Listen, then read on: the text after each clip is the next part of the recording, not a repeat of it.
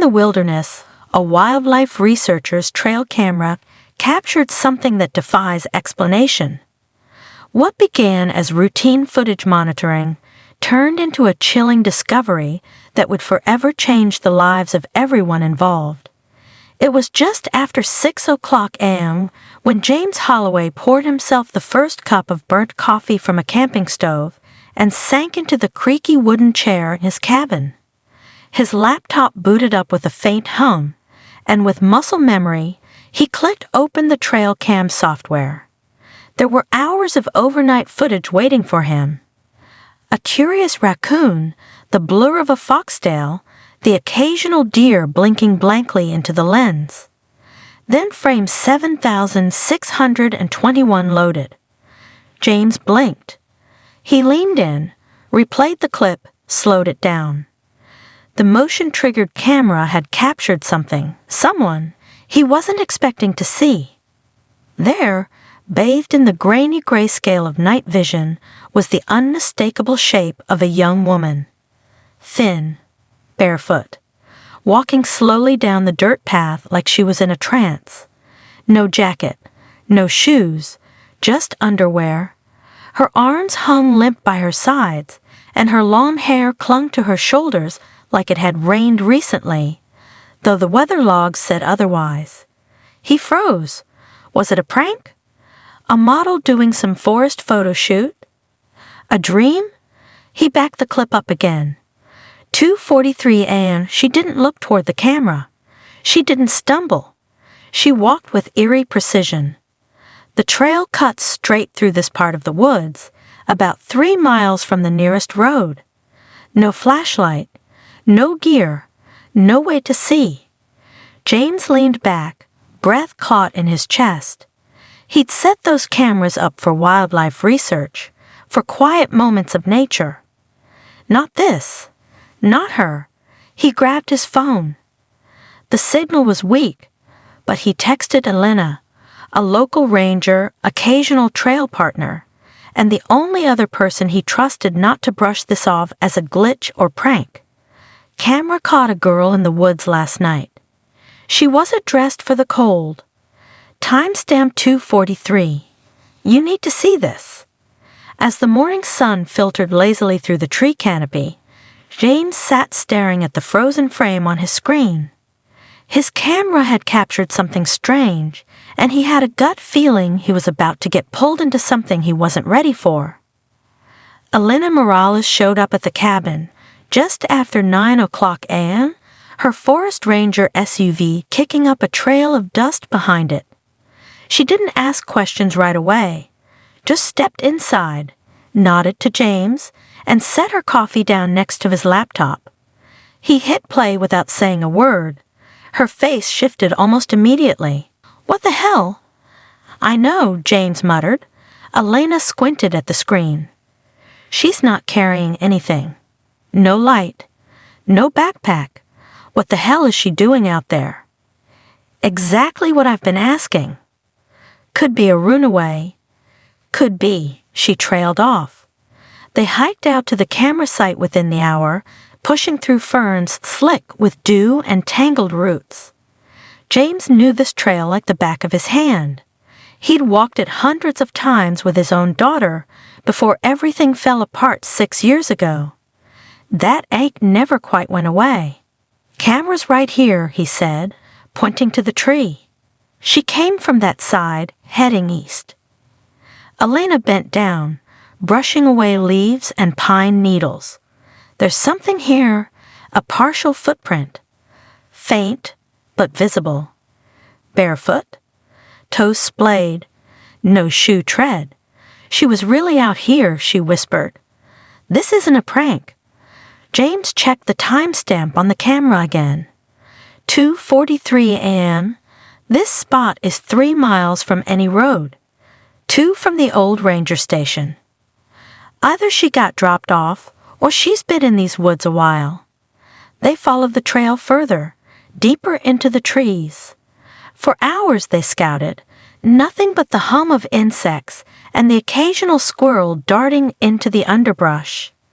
Back at the cabin, they called the sheriff. Sheriff Kwan. We'll take a look. But unless there are signs of a crime, our hands are tied. It could be a hiker got disoriented. James bit his tongue. You don't walk through this forest half naked in the middle of the night unless you're running from something. He hung up. Useless. That night, James sat alone, rewatching the footage on loop. There was something in the way she walked, controlled but hollow, like her body knew where it was going, but her mind didn't. He barely noticed when the thunderstorm rolled in. Rain tapping against the windows always reminded him of that night. His daughter Lena had been 8 when she passed. Acute leukemia. Gone in 3 months. One day she was running through these woods pretending to be a fox. The next, she was in a hospital bed asking him if the stars were watching her. James never really recovered. Photography became his escape. He didn't like people anymore. Cameras were easier. They told the truth, even when it hurt. So when that girl showed up on his screen, looking eerily like Lena's older shadow, wet hair, small frame, lost, he couldn't look away. By the next morning, he had printed stills and stapled them to trees with a note. If you are out here and need help, I see you. You are not alone. Come to this cabin. No questions. Just safety. He set up another 3 trail cameras in a triangle around the area. Elena came back the following day with a folded map and her sleeves rolled up. I asked around, she said. No hikers were reported missing. But there's a family in the next county with a teenage daughter who's been gone 5 days. Parents say she runs off all the time. Elena made air quotes. James scoffed. Of course they said that. She handed him a grainy photo from a social media post. A girl named Vivian Lake. Dark blonde hair. Freckles. Soft eyes. She looked like any other 17-year-old, except for the way her smile didn't quite reach the corners. It could be her. Maybe. There's no way to confirm, Elena added. But it's a start. 3 days later, one of the cameras caught motion again. 4:12 a.m. she was back. Same girl. Still barefoot. Still silent. But this time she looked up, directly into the camera. James paused the footage. Zoomed in. Her eyes were wide. And for a moment, something flickered across her face. Not fear. Recognition. She knew someone was watching. And maybe, just maybe, she wanted to be seen. The next morning, James returned to the site where she had appeared. Under a fallen log, half buried in leaves, he found a small plastic bag. Inside was a handwritten note on notebook paper. Please find me. James stared at the note again. Its 3 handwritten words pressing harder on his chest the longer he looked at them. Please find me. It wasn't a prank. It wasn't a fluke. Whoever she was, Vivian or not, she wanted to be found. For James, that changed everything. Elena showed up the next morning with a beat-up thermos and a spark in her eyes. I've been digging, she said, unfolding a crumpled article from her glove box. Look at this. It was a post from a local subreddit. Someone had spotted a girl matching the same description near the Clearwater trailhead, about 5 miles from James' forest cameras. She was walking alone, looked out of it. I tried to ask if she was okay, but she bolted into the trees. Same time frame, same girl. They were chasing shadows. But now, the shadows had a path. Over the next few days, James and Elena expanded their search. They found more footprints. Scraps of fabric snagged on branches. A trail bar wrapper. All signs of someone moving through the woods in a hurry, but methodically, like she was staying off-grid on purpose. A week into the search, James discovered something else. Tucked inside the hollow of an old tree along the eastern ridge, he found a weathered backpack wrapped in a trash bag. Inside, a cracked phone with no SIM card, a journal, water-damaged but legible in parts, and a hoodie with the name V Lake stitched into the tag. "Elena," he called, heart-hammering. She read over his shoulder as he flipped through the journal. Most entries were vague, but the final one was written in bold, shaky handwriting. "I didn't leave to be found. I left to be free. But sometimes I think I just wanted someone to notice I was gone. That was it." That was the line that gutted James. Vivian wasn't running towards something. She was running from everything. Elena made a call to the Clearwater Police Department with the evidence. Meanwhile, James did something he swore he'd never do. He uploaded the footage to Reddit. Within 48 hours, the post exploded.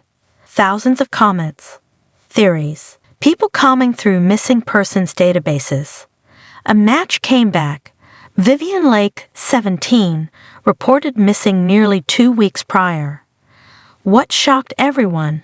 Her parents had waited 5 full days before filing anything. One Redditor found an old Facebook comment thread where Vivian had posted, "Wish I could just disappear into the trees." For James, this wasn't about internet points. This was about Lena. About all the times he felt helpless. About the pain of losing someone you loved before you even got a chance to help them. "I wasn't there for my daughter when she needed me most," he told Elena quietly. "Maybe I can be there for this girl." "You already are," she replied, "more than anyone else has been." But time was ticking. Temperatures were dropping. If Vivian had injuries or was low on supplies, she wouldn't last long out here. Later that day, Camera 5 pinged. James rushed to check the footage.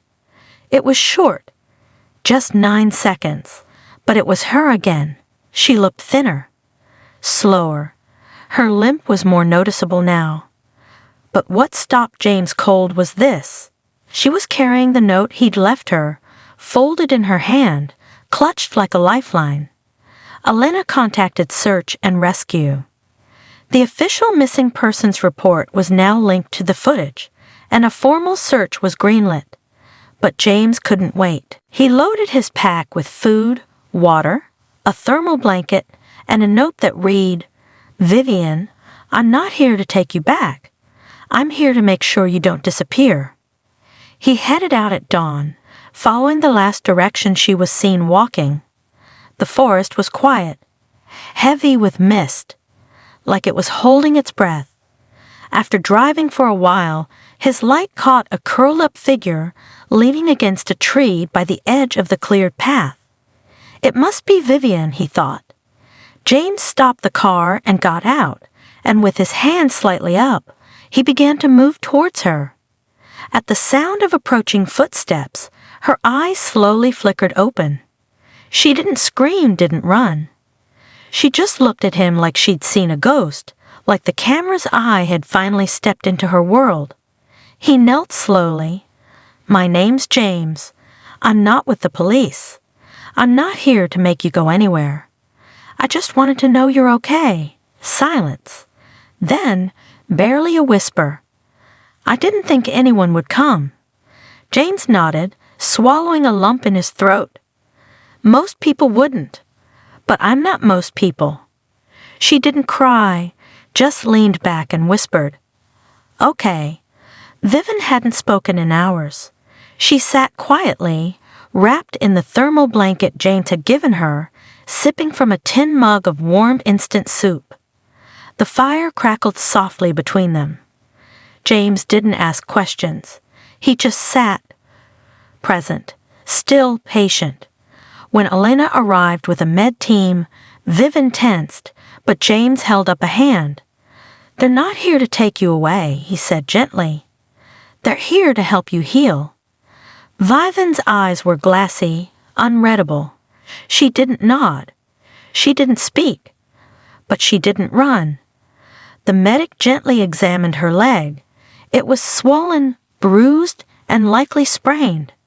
Her arms bore older marks, faded and thin. The team worked quietly, carefully, as if raising their voices would scare her off. Elena sat next to her, knees in the dirt, and offered a granola bar. "Vivian," she said softly, "you don't have to tell us anything. But you're safe now. We're not the people you were running from." Vivian's lip trembled, still silent. Then she reached into her pocket. Slowly, she unfolded a piece of paper from her diary, the same one James had written weeks ago. The note he left pinned to the trees. "If you are out here and need help, I see you. You are not alone." Vivian stared at it for a long moment, then looked up at James. Her voice was barely audible, raspy from days of silence. "You wrote this." "I did," James said. "Why?" James took a breath. "Because no one deserves to disappear quietly." Vivian blinked fast, tears brimming. "I thought no one would ever come," she said. "I almost didn't," James replied, "but I couldn't stop thinking. What if she were my daughter?" And in that moment, something no one expected to see happened. Vivian leaned forward, arms trembling, and hugged James, not out of comfort, not out of relief, but because he saw her, not as a headline, not as a case file, not as a ghost moving through night vision, as a person, a survivor. Vivian ended up staying at a temporary shelter arranged by Elena and a nonprofit that worked with at-risk teens. She didn't go back to her parents. Her story came out slowly, layer by layer, revealing years of growth and hurt. There was abuse, neglect, a slow suffocation that made the wilderness feel safer than home. But there was also strength. The media moved on fast, as it always does. The footage that once shocked the internet became just another viral video in a sea of noise. But for James, the story never ended. She wrote to him once a week, sometimes just a few lines, sometimes poems. One crisp morning, James received a small padded envelope. Inside was a folded piece of watercolor paper. On it, a painting of the trail where he'd first seen her, trees leaning slightly, a camera tucked into the bark, a barefoot girl in the distance, walking not away, but toward the light. And in the corner, her initials. DVLD pinned it up beside his camera station. Outside, the forest swayed gently, full of sound. Sometimes the forest hides what we don't want to see, and sometimes it gives us back what we never thought we'd find. Have you ever encountered something unexpected that changed your perspective on life? Or perhaps you've been that person who noticed what others missed? If this story touched you, please hit that subscribe button, leave a comment below with your thoughts, and catch you in the next one.